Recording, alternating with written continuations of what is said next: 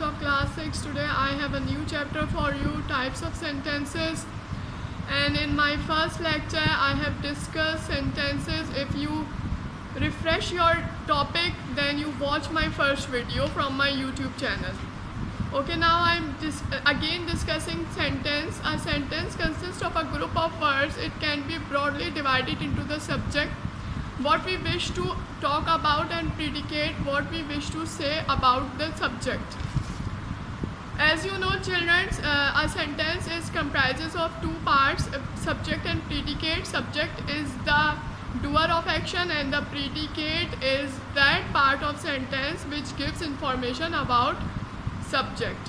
ठीक है, सेंटेंस वो ग्रुप ऑफ वर्ड्स होते हैं, यानी कि मजमुआ होता है अल्फाज का, जिसमें एक सब्जेक्ट और बाकी प्रीडिकेट पाया जाता है. प्रीडिकेट वो होता है जो हमें उस सेंटेंस में मौजूद सब्जेक्ट के बारे में इंफॉर्मेशन देता है, मालूमात देता है.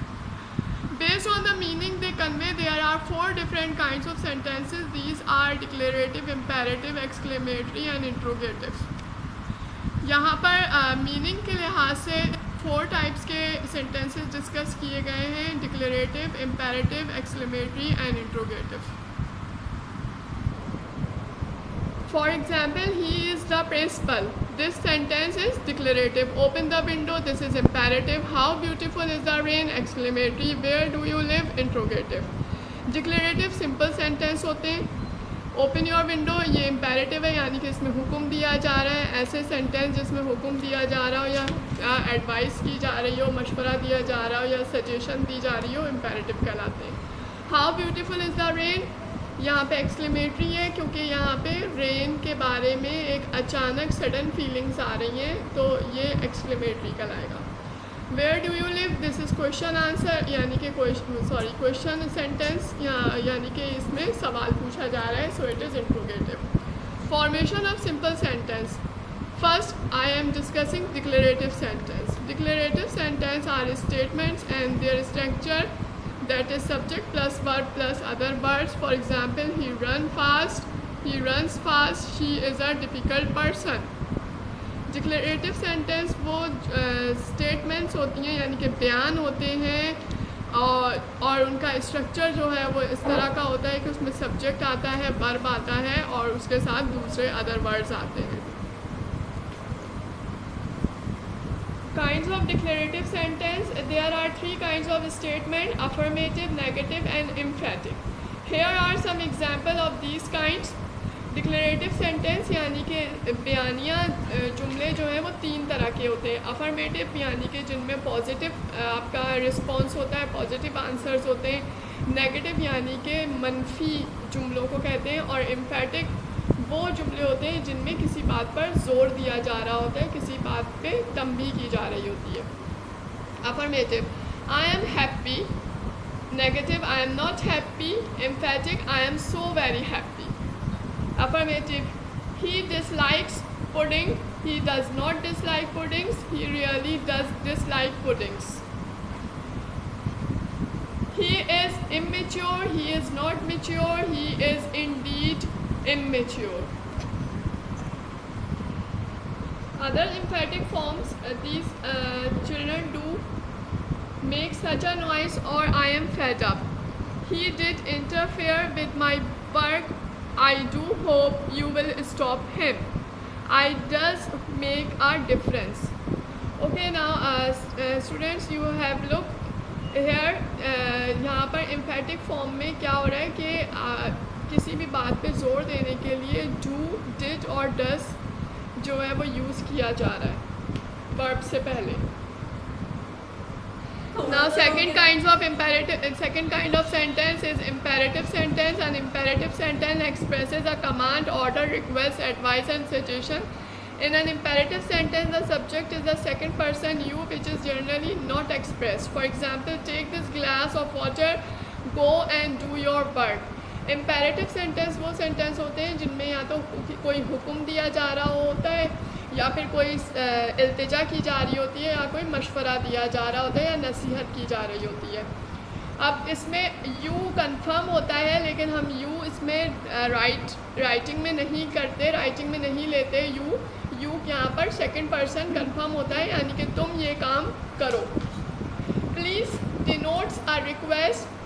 It can be placed at the beginning or end of sentence kindly.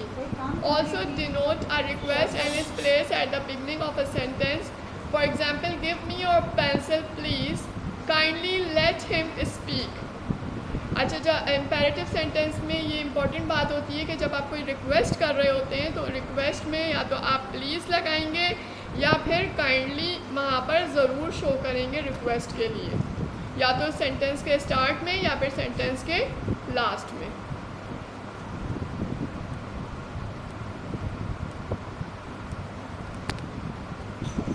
Kinds of imperative sentence. There are three kinds of imperative sentence: affirmative, negative and emphatic.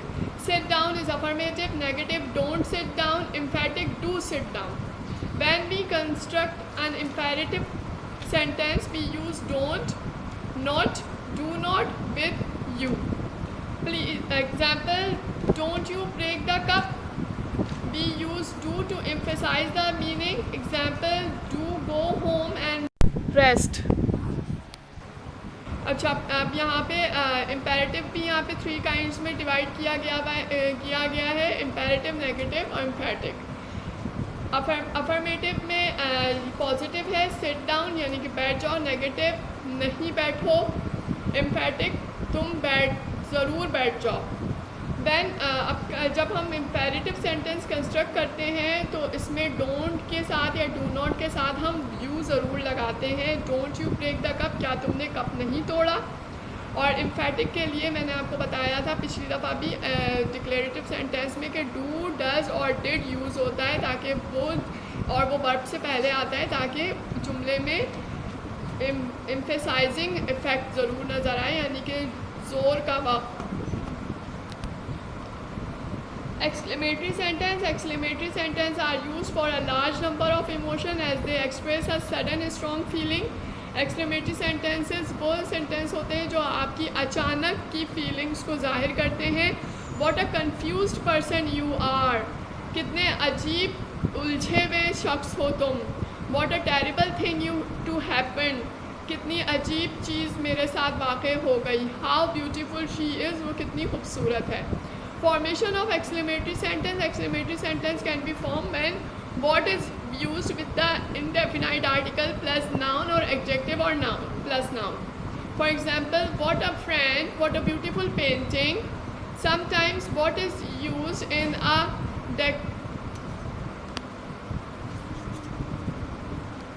sometimes what is used in derogatory. Sometimes what is used in a Sometimes what is used in a derogatory sense यानी कि हक़ीर आमेज़ या तौहीन आमेज़ sense में मायनों में इस्तेमाल होता है what. For example, what a coward, कितना बुज़दिल हो. How is used with an adjective or an adverb. How आप यहाँ पे adjectives या adverbs के साथ यूज़ करेंगे. For example, how pretty she is, how rudely she speaks. How अब जो है वो हम एक्सक्लेमेटरी सेंटेंस में या तो एडजेक्टिव्स या फिर एडवर्ब्स के साथ यूज़ करते हैं. Hope you understand the topic and I am giving you the exercises and their answers in my written form. Till then next lecture. अल्लाह हाफिज़.